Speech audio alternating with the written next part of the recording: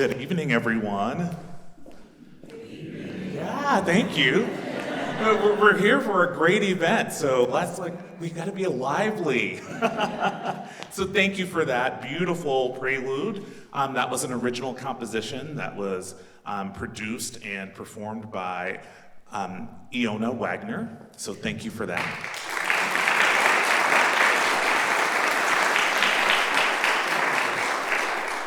My name is Marcus Hayes, and I am the inaugural dean for the new creative school here at DePauw, which launches next fall. We have a few sponsors that we would like to thank. So first of all, the Indiana Humanities, and I think that George Hanlon is here in the house. George, are you here? Will you stand up?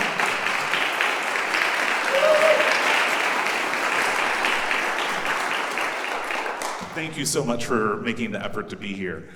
We also would like to thank the Greencastle Arts Council, the Putnam County Convention and Visitors Bureau, and the IU Center for Rural Engagement. So let's give a round of applause to our sponsors.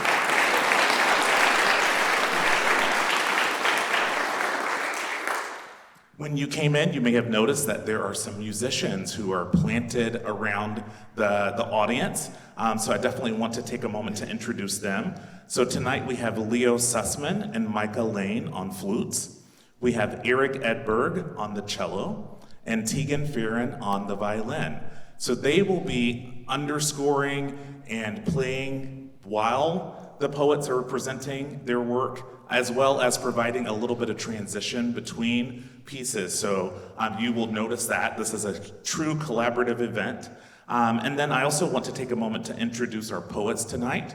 So first of all, we have Katie Didden, Ruth Ellen Burns, Kevin McKelvey, Adam Hensey, Melinda Dubbs, Eugene Gloria, Phoenix Cole, Rosaline Crowley, Alex Comives, Clarence Zhao, Alessandra Lynch, Alejandro Puga, Thomas Neeland, Joe Heighthouse, and Joyce Brinkman. So they are going to actually come up to the stage, and they will present their work in groups that represent the different phases of the eclipse. And I'm really excited to experience this with you tonight and to celebrate the total eclipse that is happening on April 8th. So while in my heart I really want to sing Total Eclipse of the Heart, I'm actually going to hand the microphone off to our first group of poets. So first group, will you please join me on stage? And I hope that you enjoy the show. We will have a little time for Q&A at the end.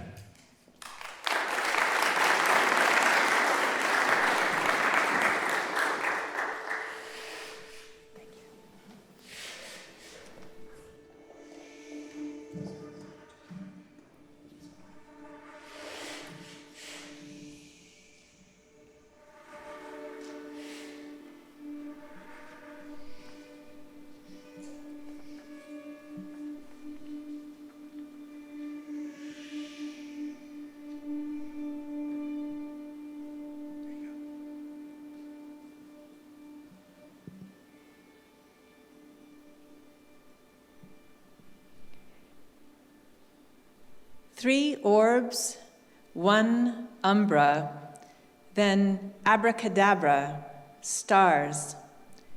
We see what we are.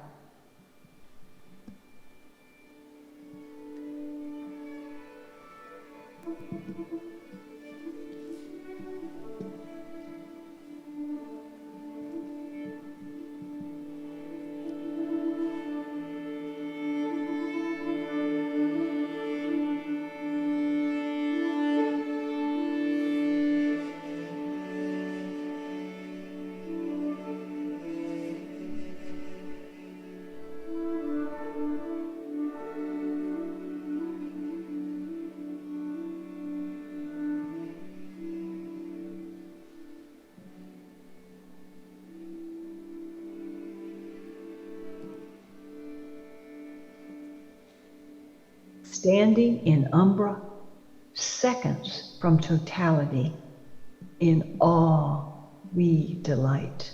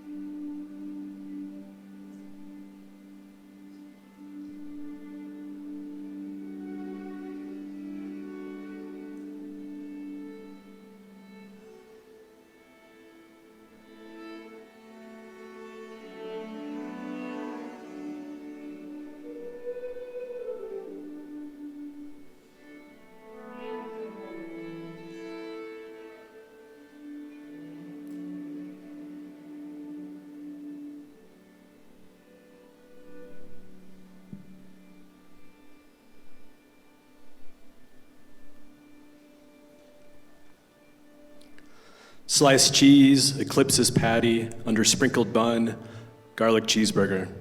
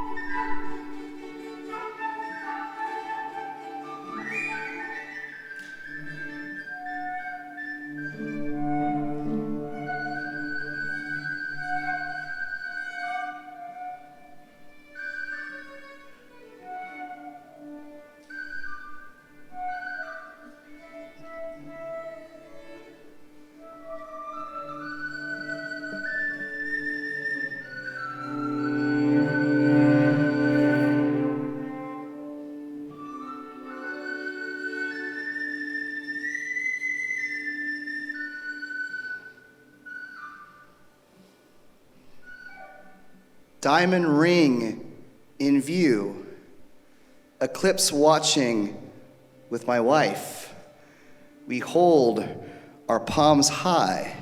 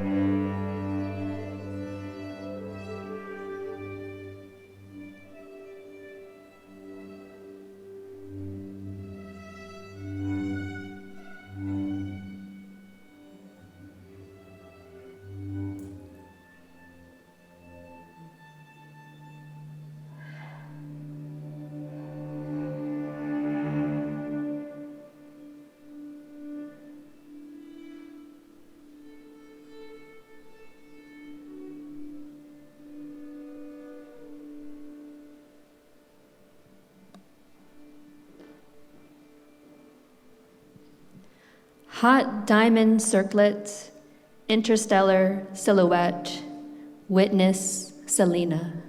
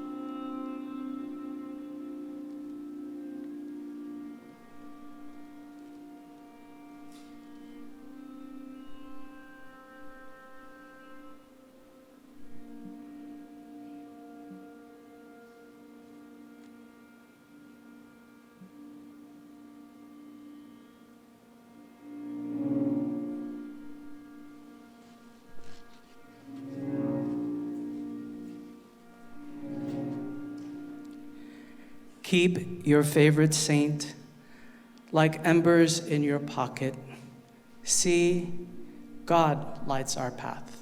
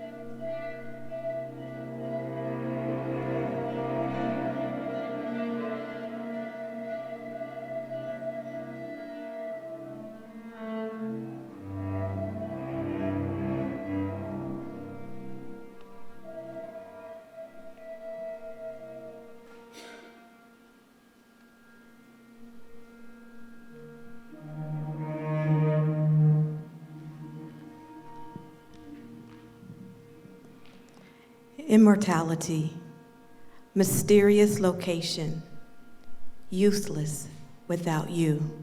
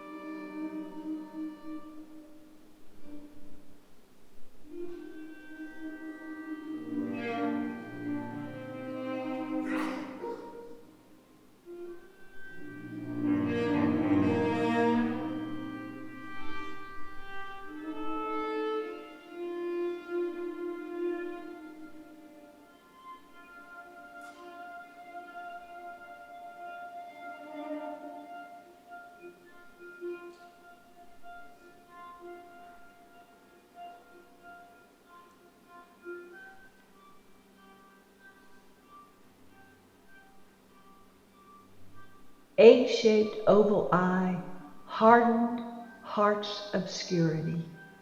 Light waves brighten hope.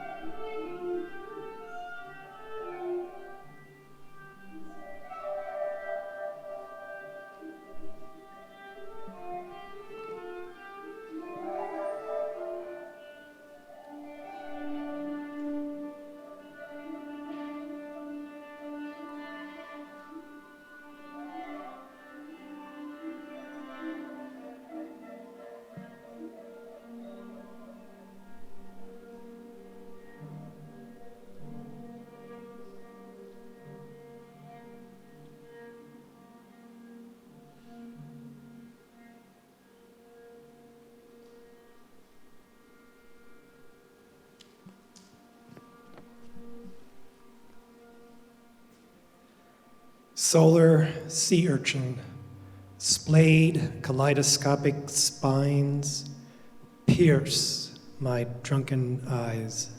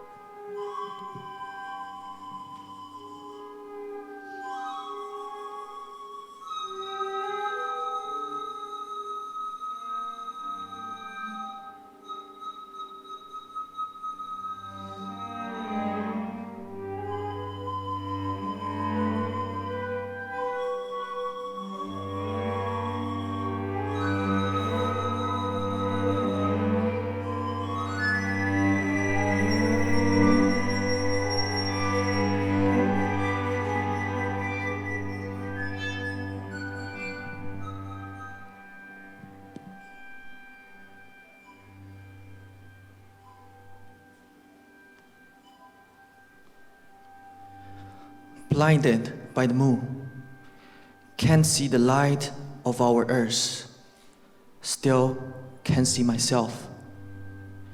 月意朦胧，坐看烟云外，平生不自知。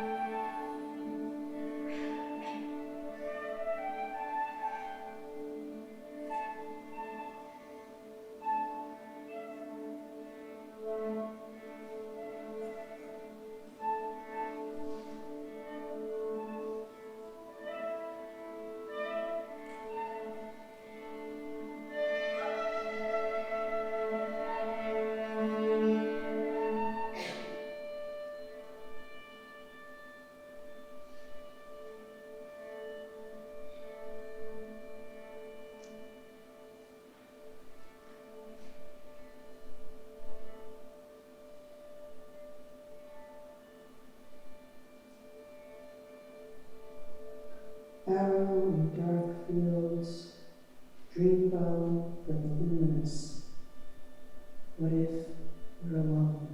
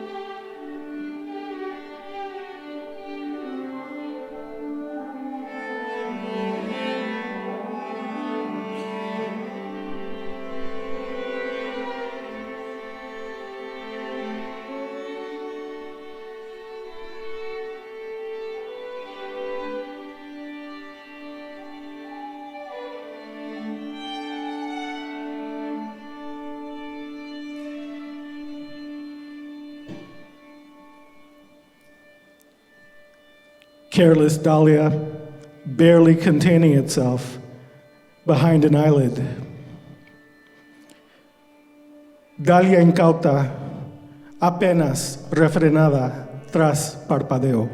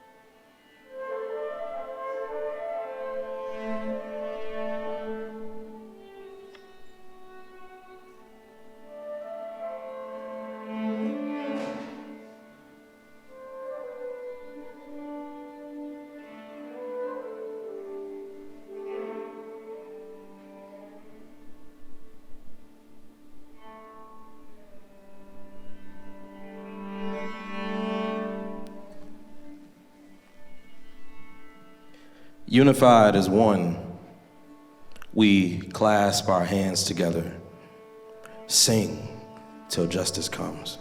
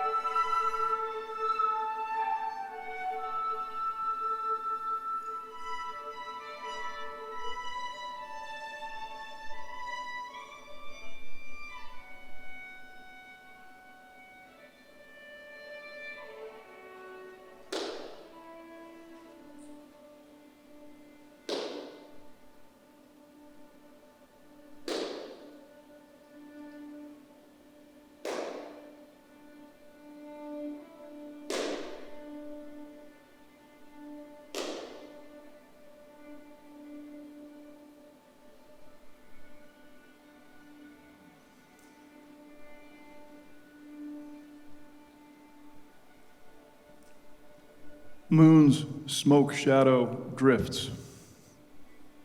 False night falls on azure earth. People cover eyes.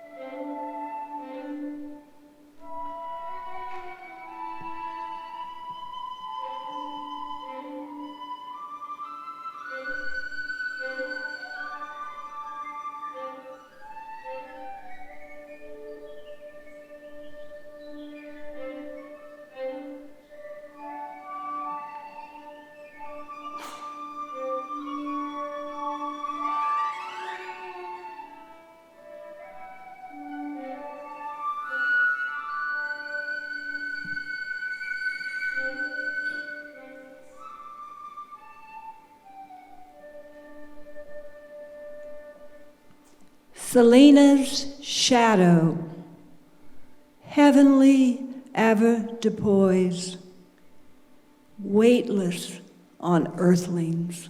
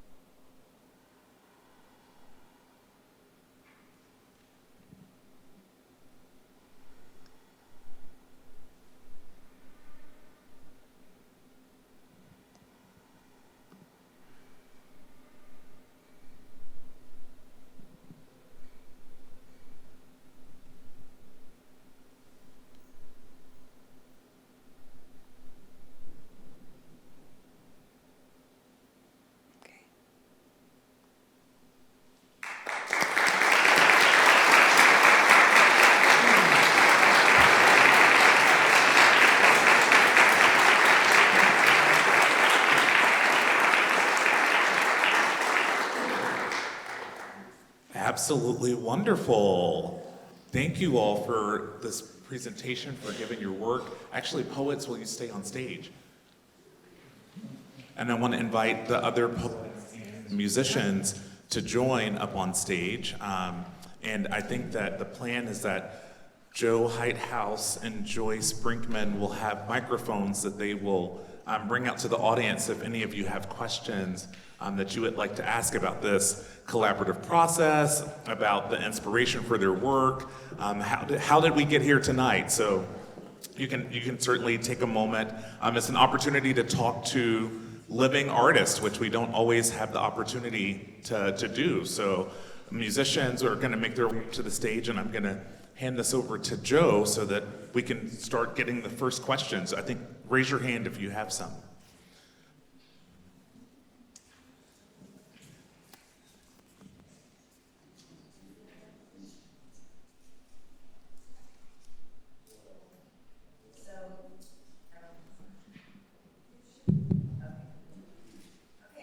Can you hear me? Oh, there we go.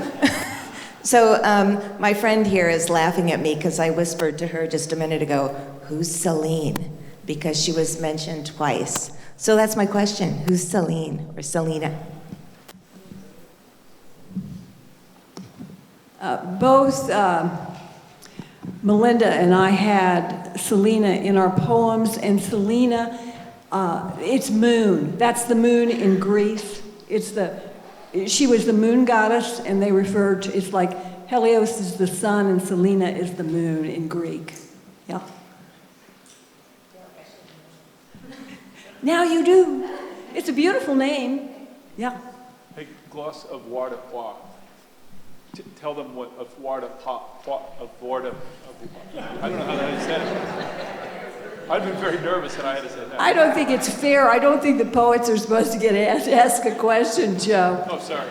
No, that's fine. I had Listen, to look it up. That's what I'm saying. I selected all these poets. Now, don't you think I did a great job?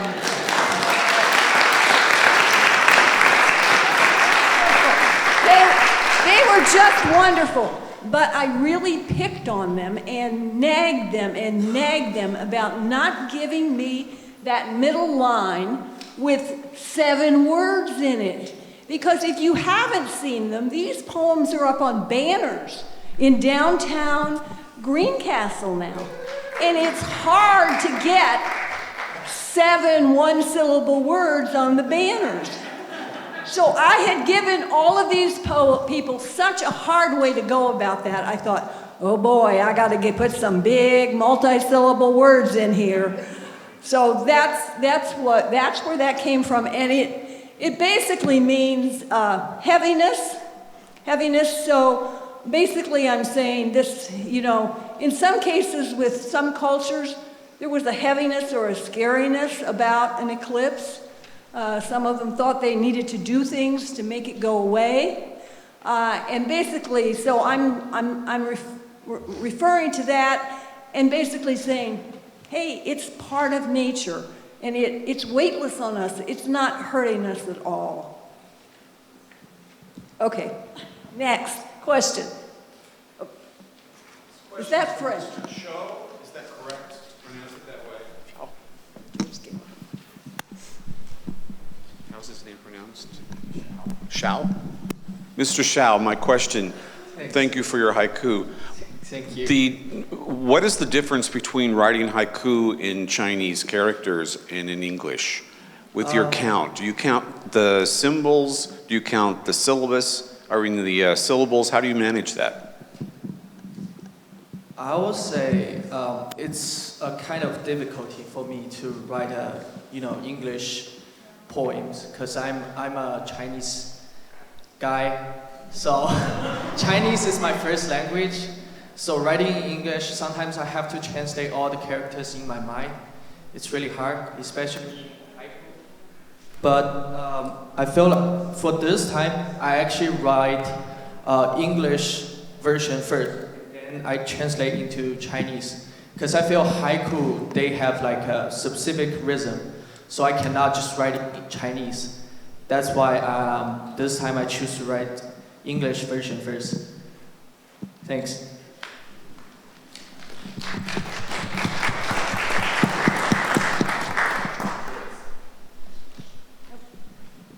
Jenny. Hi, so my question is, how many of you knew as a child you were a poet?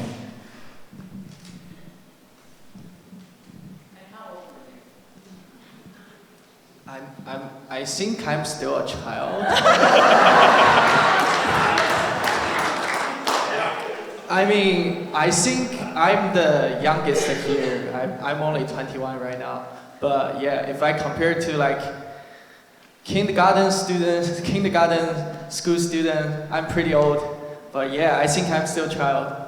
I never know I'm gonna be a poet in the future or not. Poems sometimes just give me, power. I can't describe it, but sometimes I just feel it. I feel the energy of language, not only Chinese, but also English. So I'm having fun.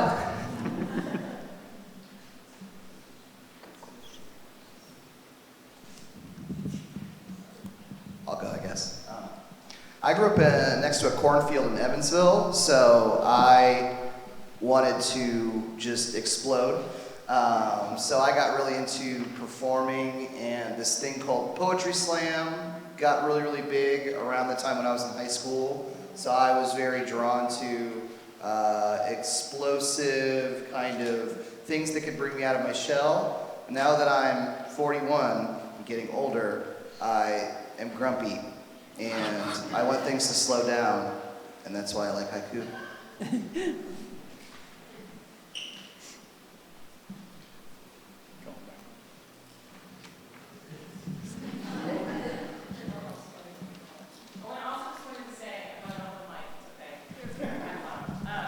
That I think the music for this, I would like to surround with applause for the music.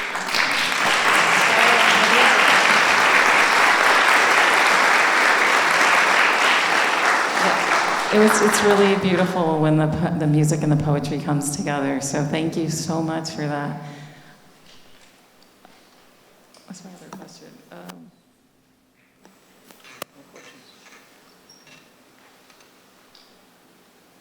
How many of you are paid poets?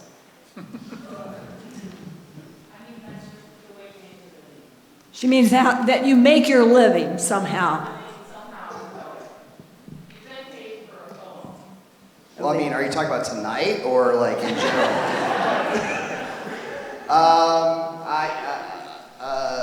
When I was younger, I told my parents I wanted to be an artist, and they said, don't do that. They wanted me to have a backup plan. I don't like that term. So my foundation is I'm an educator, and then my roof and my garden are, the little things I get paid for extra is poetry. And I'm sure some other people have some foundations here, and then a nice healthy roof that they get paid for their work sometimes. I guess it's similar. I teach poetry, so I live inside poetry. I love that I'm able to do that, but I don't make a living from the poems I write directly, I guess. So. I just want to say, I know it's rude maybe that question, but I asked that question because my husband is Joe Whitehouse, and I know his parents were very afraid for him to pursue the arts.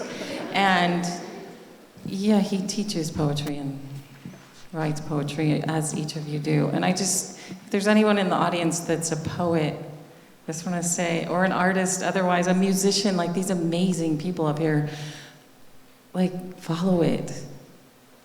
Follow it. Let this inspire you. It's inspired me.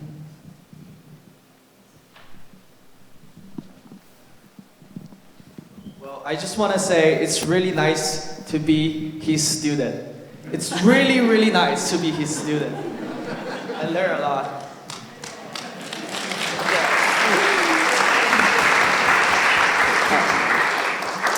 So I was wondering, as a poet, I know this was kind of something that all of you were kind of like picked for by Joyce. How do you look for opportunities like this to get your work out there, like little things like that? Hey, what's your name? Graham. Graham? Yeah. Cool. Thank you for your question. So I think there are a number of ways to go about doing that. There are tons of resources like poets and writers. You may also look into like your neighborhood literary associations as well. If you're outside of the Green Castle area, there's a huge network in the Indianapolis area as well to get connected to. You have Brick Street Poetry. You have Indiana Humanities you can also connect to, and then the Indiana Writers Center to kind of like get your work out there in that way. If you're looking to expand beyond this region, again, like poets and writers, Lambda Literary, there is Cave Canem for any poets any writers of color. So there are just like tons of resources you can look into that way to get your work into journals. I also run a journal if you have work that you'd like to submit.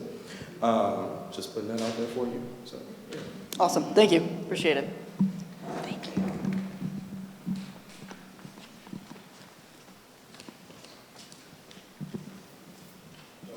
Oh, I'm coming. Sorry. Hi, Joe. Hey. I wanted to ask, is it Iona? Is that how you pronounce your name? Iona. I wanted to ask you if you were thinking or feeling as you wrote your piece. I mean, I would say probably a little bit of both, I think. Like the composition process has, I think, a lot of thinking that goes into it, just like in terms of structure. And for this specifically, I was thinking of a lot of ideas with an eclipse and what musically that means. But so much of that, like that middle melody, was very much like feeling for me. It was very emotional writing it. So a combination of both.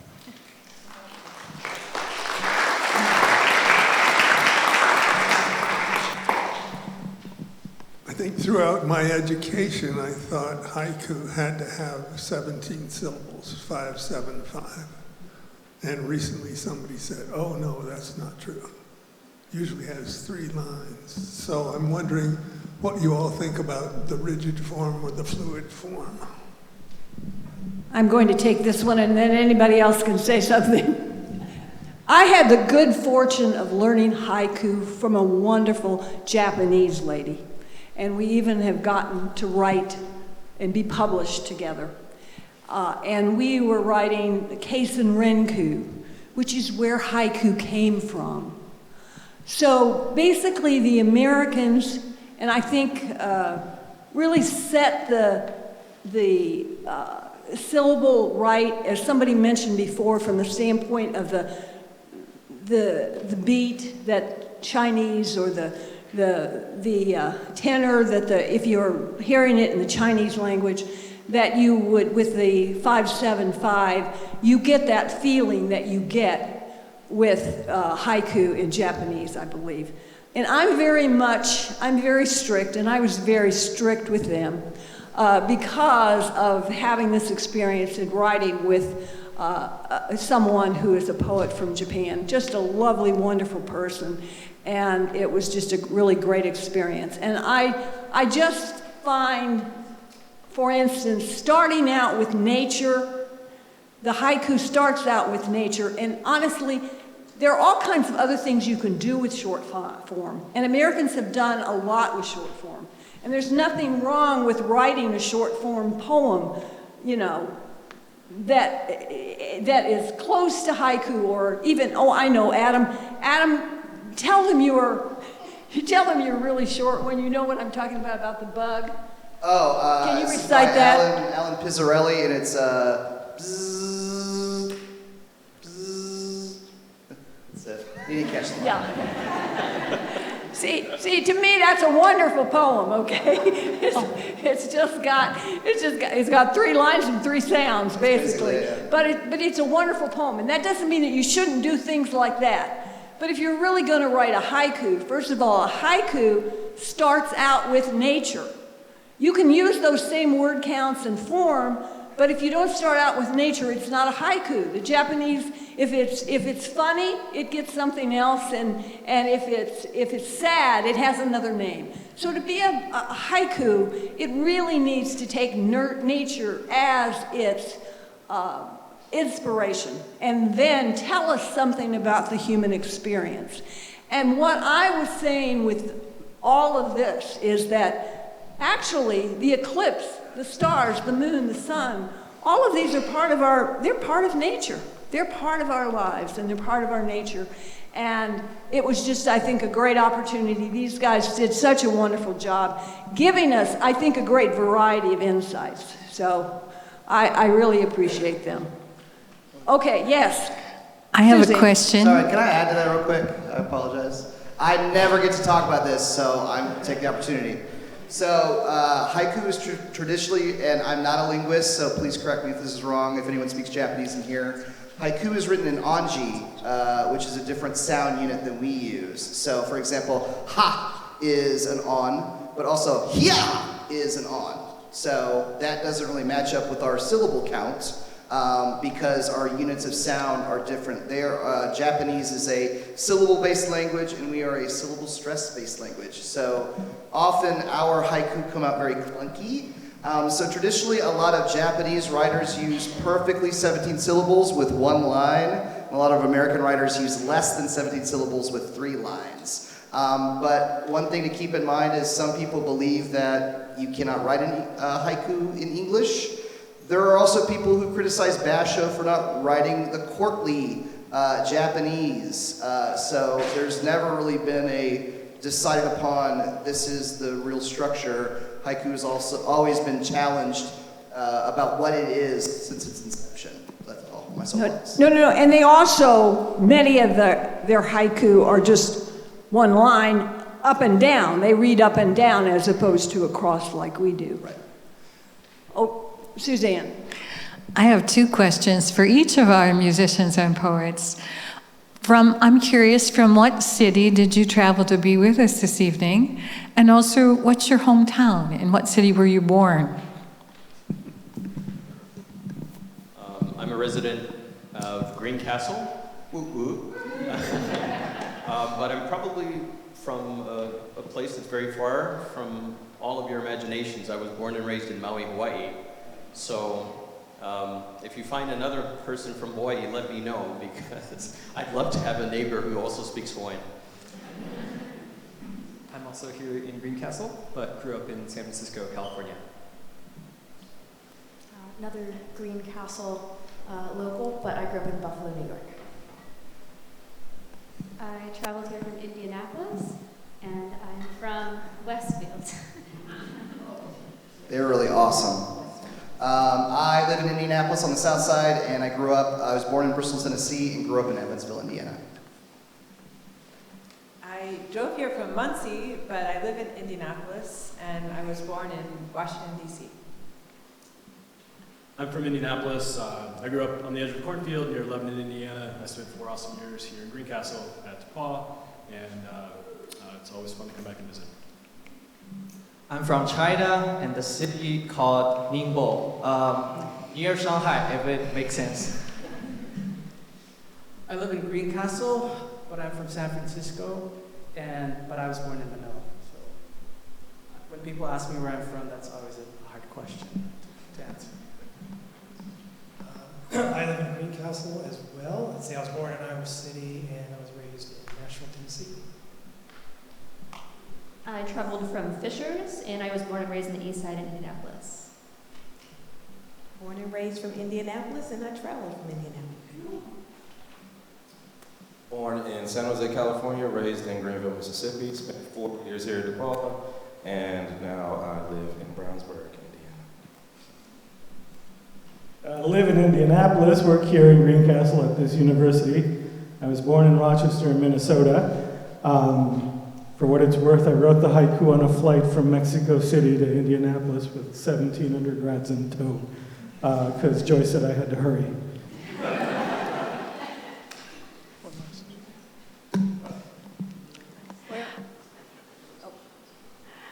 Hi, I just had a question for the musicians. I heard a lot of different sounds throughout the performance, and I wanted to know what are the different instruments you all were playing, because I know there were multiple, and where are they from, and how did you choose those sounds? Thanks, Kate.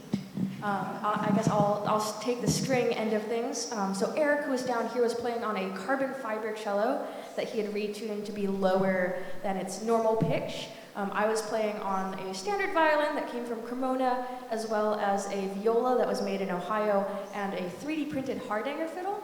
For us, we chose these instruments as a way of sort of painting the path of the moon, and so I started on my sort of more higher pitched, moved down to the viola, which is the lower pitch, sort of big brother in the violin family, and then up back to end on the violin. And I saw a hand shoot up, which makes me think I should explain what a Hardanger fiddle is, which is a Norwegian violin that has sympathetic strings underneath it. Happy to show you afterwards. I'll pass it to the Flute Brothers, though. Flute Brothers, that's our new band name. So as Tegan mentioned, range was something that we were thinking about throughout this. So how high or how low are the sounds that we're making? And as somebody who primarily plays a concert C flute, it was really fun to experiment with a lower instrument, the alto flute, kind of the larger cousin of what you might see the typical standard C flute. I was also playing a penny whistle and a Native American flute, and Mike has got some more toys over here. So I brought all of my ethnicities practically. We have here an ancient instrument that was actually featured in Dune. This is an Armenian instrument called the duruk. A very, very beautiful ancient sound. One of my favorite instruments, this is a Chinese flute with a special kind of membrane on it called dimua. And this creates a very beautiful sound, which I love, especially in Kunshu opera, southern Chinese opera. And this is a Native American flute, similar to the kind that I actually make here in Greencastle. Oh, there's a sweet potato around my neck. This is just a clay ocarina.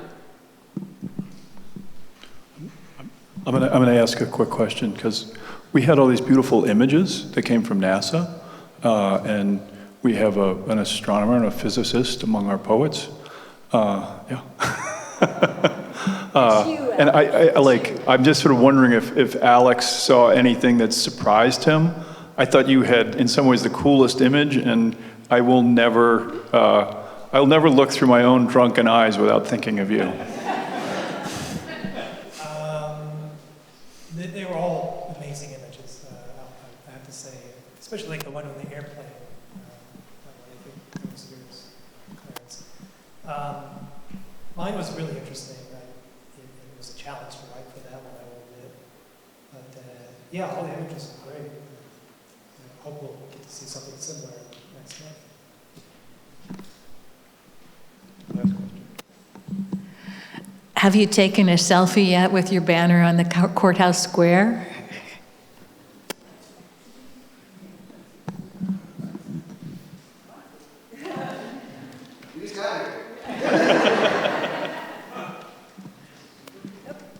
Here we go. Thank you so much for all the poets, and thank you also for the music. That was so amazing. And as a Japanese, I really wonder how you feel about the Japanese poem, which is considered 5/7/5, because for Japanese, that rhythm is considered as the most beautiful rhythm, and it really makes sense because that rhythm 5/7/5 are used in some Japanese pop music right now too. So it is so familiar rhythm for us. So I wonder how you feel, or is it kind of hard to understand how beautiful the rhythm is? So I think I answered that. I think it's beautiful. Who up there wants to comment? Sure, I'll talk. I actually, Joe Hidehouse told me to read haiku a very long time ago, and I read a lot of it, so it's very interesting to get into that tradition and see how it relates to other traditions from Eastern Asia. And it's always fun to see those cultural moments of that 5-7-5. If you know iambic pentameter from English, the I am mimics your heart. And so there's those sorts of connections that are cultural that go back so literally thousands of years. So it's interesting to really hear that.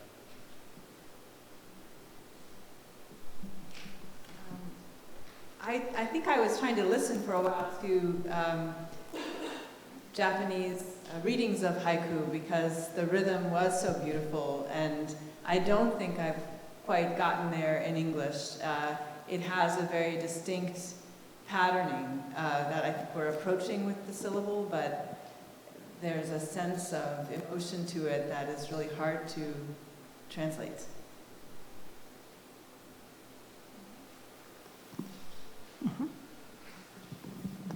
Thank you for that question, because I did not know that. And the way we teach, the way I teach haiku when I do teach it in class is to have students think about the line, poetic line, and think about the syllables as a way to measure the line. And so it's a good place to start. But I really don't know the music of it, and really I'm just going by, what you learned when you were a child. So it's really something I always associate with being a child and writing poetry. But then over the years I learned that what happens in the haiku that I really love is what happens in the third line. And the third line for me always has to surprise you. And it always has to be something in response to the first two or not, the first two lines. And so that's what I love about the haiku. But thank you for that question, because I really don't know the music of it.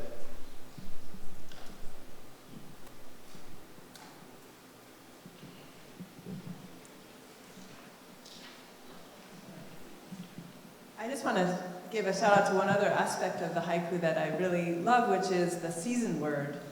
And in groups where we've practiced, so that would be when you're writing a haiku, you each write with a common word, and or a word that relates to the season.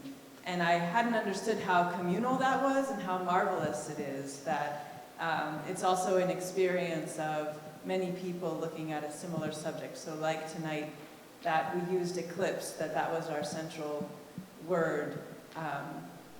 There's something so beautiful about that as well, that you're connecting across time by way of a word.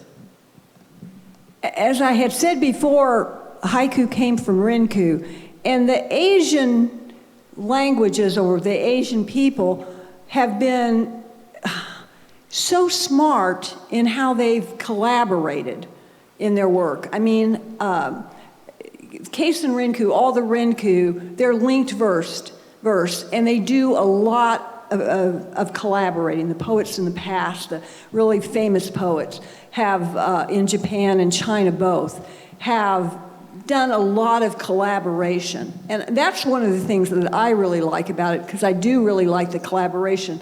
And I think it's been wonderful the way we've had the collaboration on this project too. It's just been outstanding, and I've really appreciated every contribution that everybody has made to this, because there have been just a lot of contributions, and it's been a great thing to have that kind of collaboration. Sometimes, I think in America, we think of poets being either overlooking a graveyard or sitting out in the woods and writing something all by themselves. But I think when we get together and write together, it just makes it even more beautiful. Okay, I was curious if the music was all improv or if it was composed, and what the process was of connecting the music to the poems. And I'm going to just throw the pictures in there. Who picked the pictures? There's a lot of questions. I mean, on my end, mine was pre-composed, but I know their process was definitely different. I would say we had what we call like an improvisational framework, where we knew approximate sort of like lengths and characters that we were aiming for, but I think we specifically kept the haikus themselves a surprise for us so that we could give our genuine response And so the music that you were hearing between each haiku was an in-the-moment improvisation between the four of us.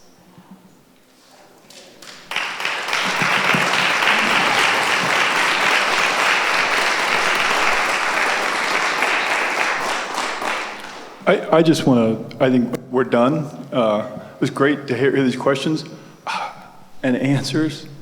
Like, there's such a brain trust involved in this, and I want to thank Joyce Brinkman, who is kind of a glue.